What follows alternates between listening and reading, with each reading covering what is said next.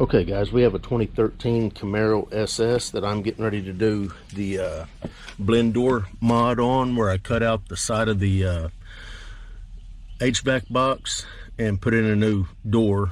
These Camaros are notorious for that door breaking. The little nub breaks off and then you don't have any blend air.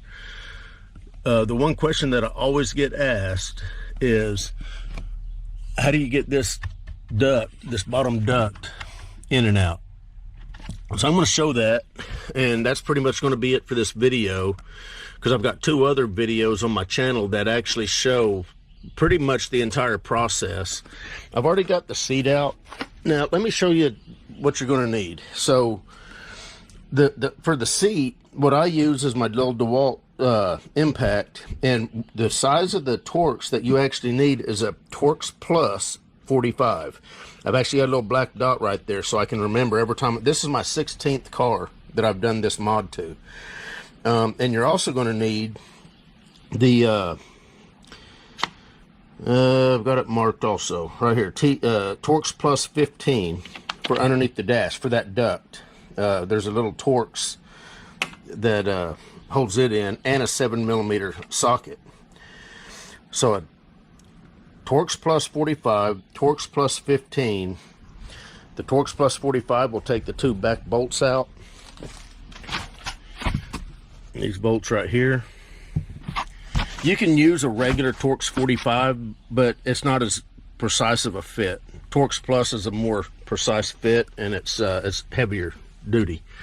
So I'm going to try to figure out how to get the camera set up. I'm going to go ahead and pull this piece of trim off, because I've got to have it off. It just snaps off. And I usually just lay it right over there in the side. So I'm going to try to figure out how to mount the camera in a position to where it's not in my way, but you're able to see what I'm doing. And that's going to be the biggest challenge to this deal. And the first thing that I do is take this duct out before I remove anything. I've done it multiple different ways. I've just started taking the duct out. Now, it's probably going to sound a little disturbing, but it is thin plastic, so you know it'll twist and bend a little bit as you're pulling it out and putting it in. So let me see about getting this camera mounted up, and I'm going to get this. There's a 7mm right here. Hopefully you can see all this. And then there's the Torx, which is right here. And I know, you know, light wise we're kind of limited. I've got my little Nebo light down here, but so I'm probably just going to go ahead and take the screws out. That way the duct will be loose and ready to go whenever I figure out how to get the camera mounted up here. And then we'll press on. And I just lay on my back with the feet up in the back seat. Let's get this Torx out first.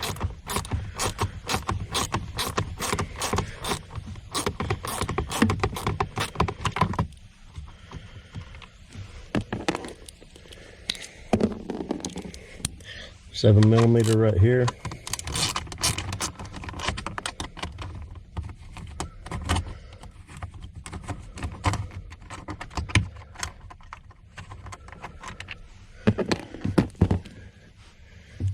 And I'm probably going to have to move this light a little bit, so I don't know what the lighting is going to be like for you, but that's not too bad.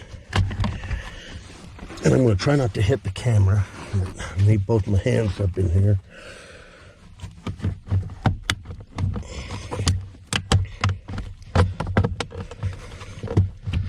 So as you're pulling it down, just try to remember, you know, the positions that you're having to put the duct in to get it out. Okay, so there's the duct. It's out. Now let me kind of show you what you're having to do. Hopefully you can see up there the little foam area that the duct fits.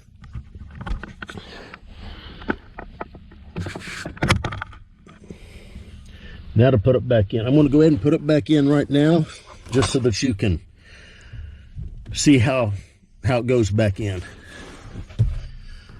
Of course, you know, I mean, it goes back in the same way it came out, but a lot of people struggle with it, and I did too. So once everything's back in, the BCM is back in. I have not taken it out yet.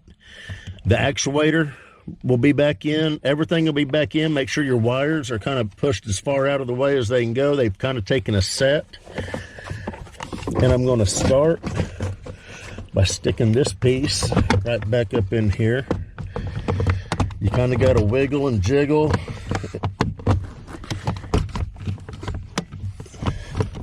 Sometimes it's easier than other times, but it'll go. Sorry about hitting the camera. Now, I've almost got it, but I've got to get it hooked onto the plenum the proper way. And once that's hooked onto the plenum the proper way, this thing will just be laying right in there exactly the way it's supposed to.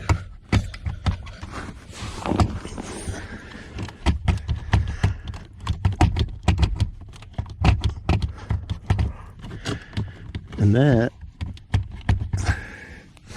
that's it. So right now, the screws, I can get this screw in and I can get this screw in, and that duct is back in. Hopefully the camera angle was right to where you can see that. Now I'm getting ready to do this job, so I'm going to pull this back out and leave it. But anyway, that's how you get this duct in and out.